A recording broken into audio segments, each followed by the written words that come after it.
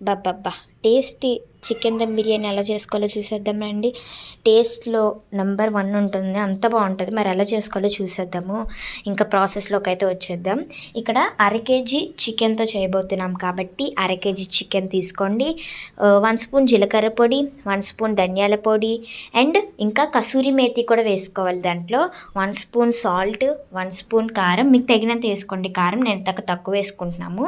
And half spoon turmeric powder అంటే పసుపు వేసుకోవాలి. అండ్ నెక్స్ట్ గ్రీన్ చిల్లీ 3 తీసుకోండి. హాఫ్కి కట్ చేసుకొని అండ్ హోమ్ మేడ్ అయినా పర్లేదు, బయటదైనా పర్లేదు. కర్డ్ అనేది 3 స్పూన్స్ వేసుకోండి. అండ్ నెక్స్ట్ హాఫ్ లెమన్ అనేది దాంట్లో పిండుకోవాలి. అండ్ ఆల్సో ఇక్కడ ఒక క్లిప్ అయితే మిస్ అయిందనమాట. ఆ క్లిప్ ఏంటంటే జింజర్ గార్లిక్ పేస్ట్ ఉంటుంది కదా, అల్లం వెల్లుల్లి పేస్ట్, అవనేవి మీకు తగినంత వేసుకొని స్పూన్తో కానీ చేత్తో కానీ కలిపేసుకోండి అనమాట. ఇలా నీట్గా ఇలా చేసుకోవడం వల్ల మసాలా అనేది చాలా బాగా పడుతుంది అనమాట చికెన్ పీసెస్కి.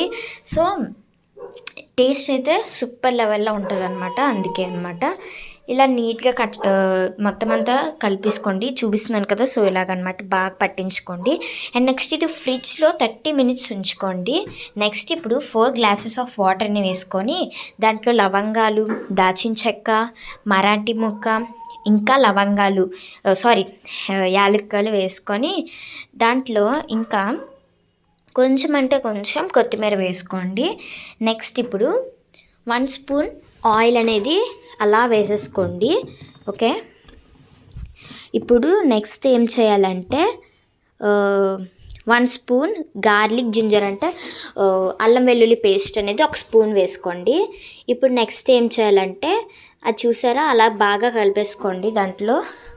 ఓకే, ఇలా కలుపుకున్న తర్వాత దాంట్లో 2 స్పూన్స్ సాల్ట్ అనేది వేసేసుకోండి. ఓకే, ఇలా బాగా కలిపేసుకోండి. ఇప్పుడు నెక్స్ట్ 2 గ్లాసెస్ ఆఫ్ రైస్ని కొంచెం నానబెట్టుకొని ఆ వాటర్ని తీసేస్తారు కదా, ఆ తర్వాత ఈ రైస్ని అంతా మనం చేసుకున్నాం కదా, అది బాయిల్ అయిన తర్వాత ఆ రైస్ని వేసేసుకోండి. ఇప్పుడు ఇంకొక దాంట్లోని నూనె వేసుకొని అది వేడెక్కినంత వరకు ఉండి దాంట్లో పొడువుగా కట్ చేసుకున్న ఆనియన్స్ని వేసుకొని దాంట్లో కొంచెం అంటే కొంచెం గోధుమ పిండి వేసుకోండి. ఇవి ఫ్రైడ్ ఆనియన్స్ అనమాట, అందుకే బ్రౌన్ కలర్లో వచ్చినంత వరకు బాగా ఫ్రై చేసుకోండి ఈ ఫ్రైడ్ ఆనియన్స్ని.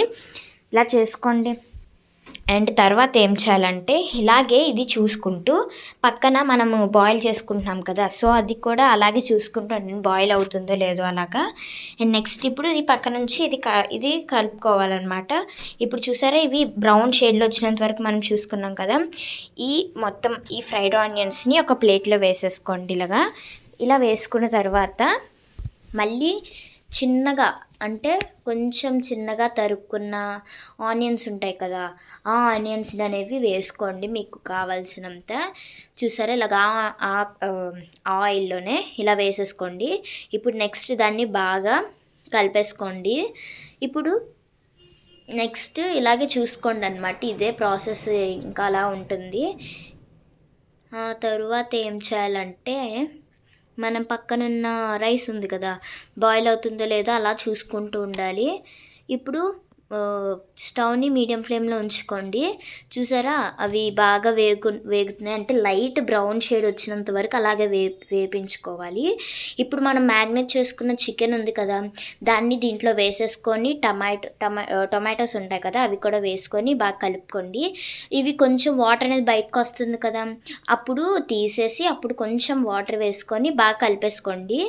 దీని తర్వాత ఏం చేయాలంటే ఇవి కొంచెం వాటర్ అనేది ఇంకిపోయినంత వరకు అంటే అవి ఉడికిపోయినంత వరకు ఉంచేసి, చూసారా ఆవిర్లు ఎలాగ వస్తున్నాయో అలాగా తర్వాత మళ్ళీ కలుపుకోండి. ఇప్పుడు స్టవ్ ఆఫ్ చేసుకొని దాంట్లో ఉన్న చికెన్ పీసెస్ ఉంటాయి కదా, సో అవన్నీ ఒక బౌల్లో తీసేసుకోండి. ఇగురు మాత్రం తీసుకోకండి, దాన్ని అలాగే ఉంచేసుకోండి. ఇప్పుడు ఇలా తీసుకున్నది మనం పక్కన పెట్టుకోవాలన్నమాట, ఈ చికెన్ పీసెస్ అనేది. ఇప్పుడు నెక్స్ట్ ఏం చేయాలంటే మనం చూసారా ఒక దాంట్లోని ఇగురు ఉంచేసుకున్నాం.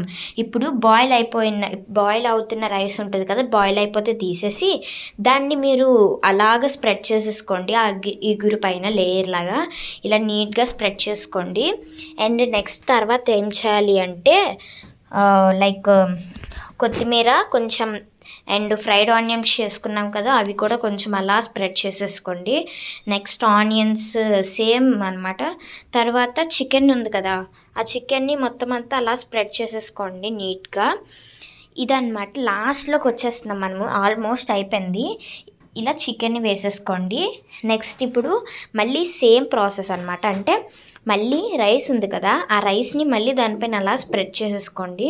ఓకే, ఇలా స్ప్రెడ్ చేసేసుకోండి. నెక్స్ట్ ఏం చేయాలి అంటే మనం ఇందాక చేసిన ప్రాసెస్ని సేమ్ 2 times మనము చేయాలన్నమాట.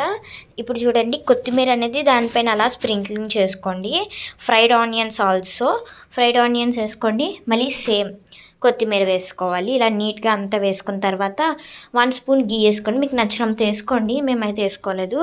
అండ్ ఆల్సో ఇక్కడ ఏంటంటే మనము బాయిల్ చేసుకున్న రైస్కి గంజి వస్తుంది కదా, అది దానిపైన వేసుకొని స్టవ్ మీద కొంతసేపు ఉంచండి. ఒక 10 minutes or 5 minutes ఉంచేసి తీసేసి ఇలా మొత్తం అంతా పైకంటూ ఉండండి. అప్పుడు బిర్యానీ రెడీ అవుతుంది. ప్లేట్లో సర్వ్ చేసుకొని నీట్గా ఆనియన్స్ రైతా అంతా సర్వ్ చేసుకొని తినండి. లెమన్ వేసుకొని ఎంత సూపర్గా ఉంటుంది తెలుసా. అలా తినగానే అలా బాగుంటుంది. ట్రై చేయండి. బాగుందంటే లైక్ చేయండి, సబ్స్క్రైబ్